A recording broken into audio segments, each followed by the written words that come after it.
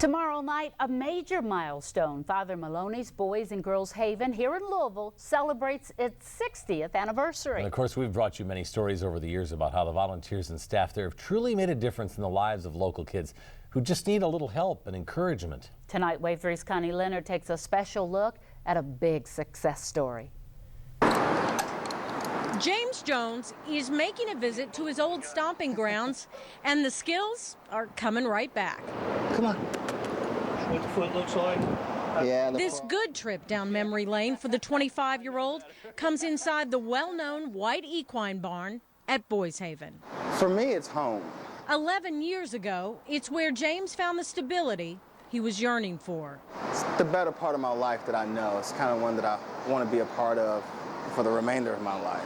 But getting here was the tough part. My mom had 8 kids. I'm the second oldest. His mother also had a drug habit. That was hard my mom wasn't there a lot. She may leave out for a couple days at a time and didn't have any power or water. James was forced to take over the reins of caring for 6 younger brothers and sisters in a tough part of West Louisville. He skipped school to carry groceries for change, but stealing dinner became a better option. Maybe steal some hot dogs or something like that, noodles, just to bring home so my family could have something to eat. It was tough. After living in 8 different foster homes, including one where the kids lived in a moldy basement, trust didn't exist. You get taken out of homes a lot. You don't know why. You start wondering why. Maybe no one wants you. Maybe no one likes you. You start thinking the problem's you. A judge let James decide his fate, boot camp or Boys Haven. He made the right choice. He just didn't know it.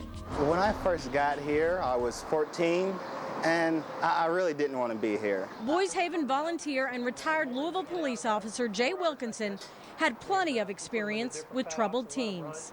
I would see these kids on the street and would put them in my car and never really knew where they come from. But the ex-cop took James under his wing and into his home and laid down the law.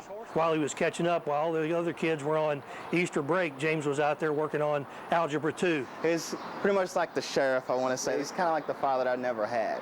He really is. Jay, who's also a local trainer, came up with the idea for an equine job training program at Boys Haven, and he wanted James to help build a horse stable on campus. I thought it was a little crazy at first. But James and 10 other kids rolled up their sleeves and did what they thought they never could. And we were there to see it. Knowing as little about construction as what they did, how they come together after about a week, once they got all the fighting out of their system and learned to work together as a group, it really showed them what they can do. From cleaning stalls to working as grooms with Jay at trackside, life lessons were quickly learned from the animals, whose early morning schedules of food, water, and exercise didn't change. I was real nervous, first of all, scared to be around the horses. All worth it when the hard work paid off. That was the case when Jay took Antrim County to a stakes race in Minnesota. The kids watched back in Louisville. It's Antrim County and House of Usher, with Antrim County coming to Dakota County and taking down the first claiming crown prize. Antrim County is owned by Boys Haven Equine. It's with the trainer Jay Wilkinson. All the boys in the program are watching the broadcast, and they really did all the work. Food, he's sort of like me. He just looks at food and gets fat. Just wants it. That's him. That's him. For Jay, seeing James mature through all the challenges to the man he is today, it doesn't get much better. The first graduate of the Boys Haven Equine program has moved from the backside to a job in the front office at Churchill Downs. Speak to Miss Janet. He's one of the first representatives that people touch base with here at this racetrack, so that's a pretty big responsibility, and he handles it beautifully. Churchill's John Asher says when it comes to working in guest services, James' horse knowledge, his patience, and big smile go a long way. I love it. It's everyone's friendly from the corporate on down to the little guy, which that'd be me right now. How proud are you? I'm very proud. It shows. I'm proud.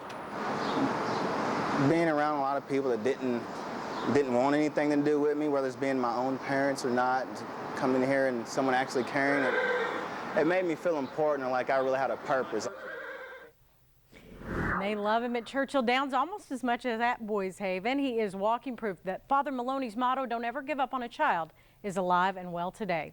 During the 60th celebration of Boys and Girls Haven tomorrow night, the center on Goldsmith Lane will be rededicated by former Archbishop Thomas Kelly.